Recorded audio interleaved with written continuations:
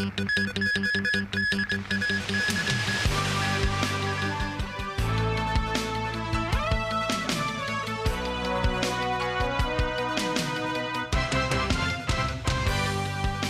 evening and welcome to TVB News. The government will unveil the city's tobacco control strategies tomorrow. It's understood that the proposed measures will include increased penalties for smuggling cigarettes and bans on the possession of e-cigarettes and smoking while queuing up in public places. To promote a smoke-free city and drive down Hong Kong's smoking prevalence, which stands at 9.1%, the government proposed a raft of measures last year and is set to release the public consultation results on Thursday. It's understood that authorities are inclined to adopt almost all recommended strategies, including short, medium, and long-term measures. Sources say the short-term measures will focus on the crackdown on illicit cigarettes. They include adding identification labels to each duty-paid cigarette stick. Also, a plan to increase penalties for smuggling tobacco products. Currently, the maximum penalty for the offense is a fine of $1 million and imprisonment of 2 years. Customs recently proposed to ramp that up to a maximum $2 million fine and a jail term of 7 years. As for alternative tobacco products such as e-cigarettes, authorities are only banning the manufacture, sale, and possession of them for commercial purposes for now. But that's set to change. Authorities are looking to extend the prohibition of their possession for any purpose, including for personal use. In terms of cigarette packaging, authorities are inclined to standardize the regulation of fruit, mint, and other flavored cigarettes and ban the distribution of free cigarette products to anyone under 18 years old. It's understood expanding non-smoking areas is another target, including the prohibition of smoking when queuing in public places. The consultation paper also mentioned a ban on smoking while walking and the sale of cigarettes to people born after a certain date. It's understood the government will continue studying such medium and long-term measures. Chang Yong-bong, a member of the Committee on Smoking and Health, believes if these measures materialize, that will help promote a smoke-free culture and further drive down the city's smoking rate. But Peter Hsu, the lawmaker representing the retail sector, said the government should not ignore people's right to choose their preferred brand or flavor of cigarettes, especially when Hong Kong is an international city with residents and visitors from different cultures.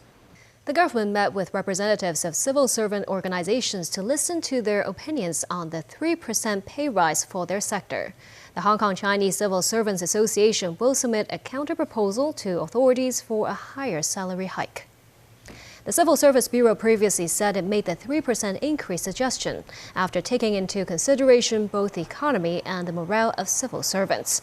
But the 60,000-member-strong Hong Kong Chinese Civil Servants Association said the workload for civil servants has significantly increased and that there are currently around 20,000 job vacancies. The body stressed manpower shortages has been a major problem plaguing the sector. However, Secretary for the Civil Service Ingrid Yeung emphasized a further pay rise reaching the net pay trend indicator is not feasible under current circumstances. Indian Prime Minister Narendra Modi is set to meet his allies today to discuss forming a government alliance, a day after his Hindu Nationalist Party lost its outright majority in Parliament in a surprise election result. Tracy Furness has more. Prime Minister Modi may have looked jubilant, but it was a humbling election result going into his third term as India's leader. For the first time since his Hindu Nationalist Bharatiya Janata Party, or BJP, swept to power in 2014, it did not secure a majority on its own. Still, he appeared upbeat. Today's victory is the victory of the world's largest democracy. This is the victory of unbreakable allegiance put into the Constitution of India, Modi said. Modi's BJP won 240 seats, far fewer than the record 303 it won in the 2019 election. The National Democratic Alliance, or NDA, of which BJP is the leading party, won 294 seats in total, more than the 272 seats it needed to secure a majority. It is a stunning blow for the 73-year-old, who had hoped for a landslide victory. During his campaign, Modi said his party would likely win 370 seats and his allies another 30. We're seeing a pretty dramatic underperformance. But we shouldn't lose sight at the same time that the BJP does sit in the driver's seat.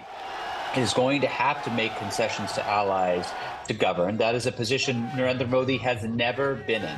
not 13 years when he was the chief minister of Gujarat, and not 10 years as the prime minister of India. So we don't know what this is going to look like. India's opposition Congress Party won 99 seats, improving its tally from 52 in the 2019 election. The opposition Indian National Development Inclusive Alliance won a total of 232 seats. More than 640 million votes were cast over a 6-week period in the world's largest democratic exercise. Tracy Furness, TVB News.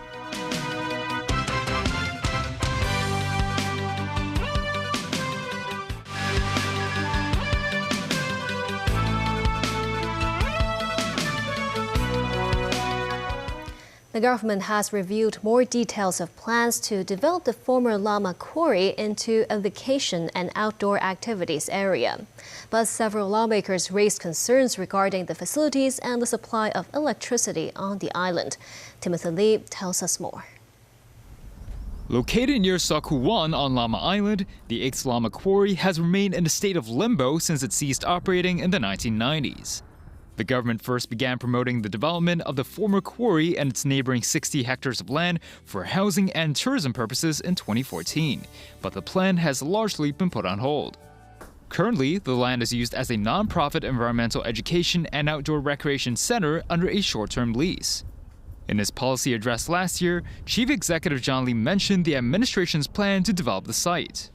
In November the same year, the Development Bureau began looking into the feasibility of developing a vacation and outdoor activity zone at the former quarry site.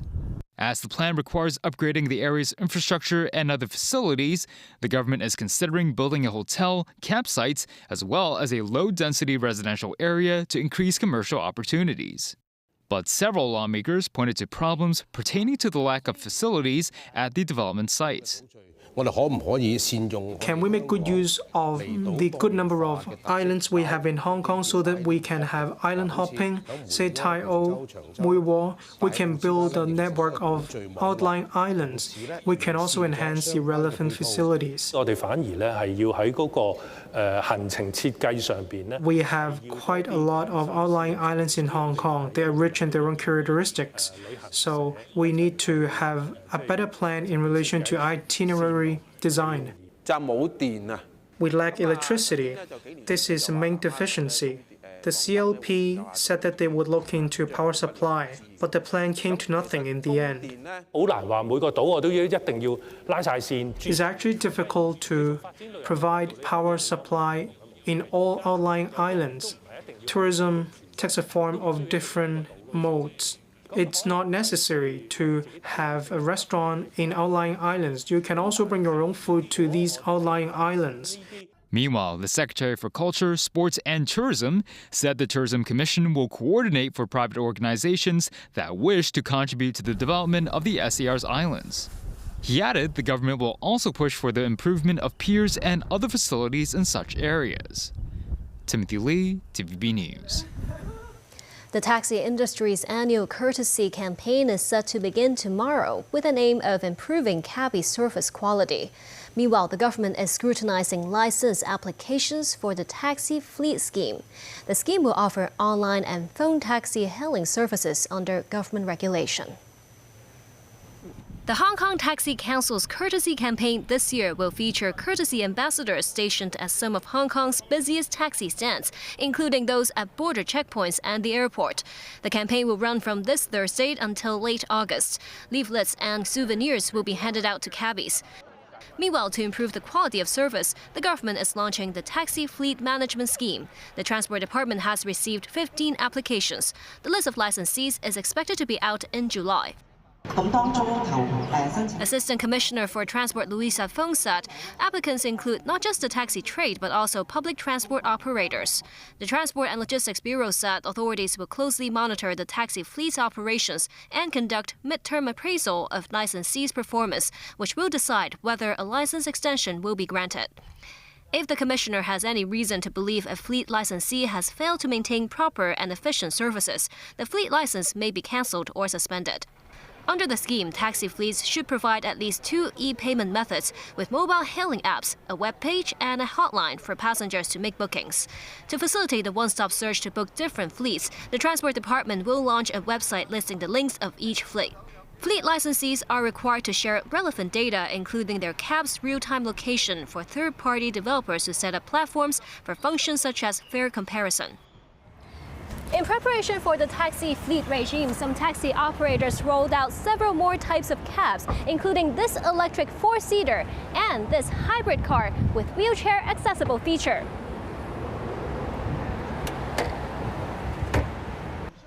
Lawmakers hope the scheme will drive the taxi trade's development. The most important is how to give the convenience to all the Hong Kong residents and also the tourists to come to Hong Kong to enjoy their trip. All around the world, they would like to embrace a lot of electronic payments. I think not only the single channels, including mainland services, but also the global transactions, electronics. I think it's important to include it in the upcoming license.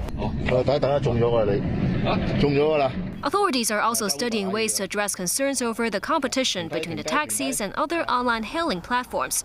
After tapping views from stakeholders and lawmakers, the government is expected to unveil its policy direction in the middle of this year. The Customs and Excise Department seized over 5,000 counterfeit medicinal and beauty products with an estimated worth of $620,000 in Mong Kok and Fo Tan. 5 people have been arrested. Authorities earlier received reports of individuals selling medicinal products to retail businesses at low prices, which raised suspicions of counterfeits. Customs officers took action on Tuesday and searched 3 retail shops in Mong Kok and a warehouse in Fo Tan. They seized some 5,100 suspected counterfeit medicinal and beauty products. 3 men and 2 women aged between 28 and 90 were arrested, including 3 store managers and staff members.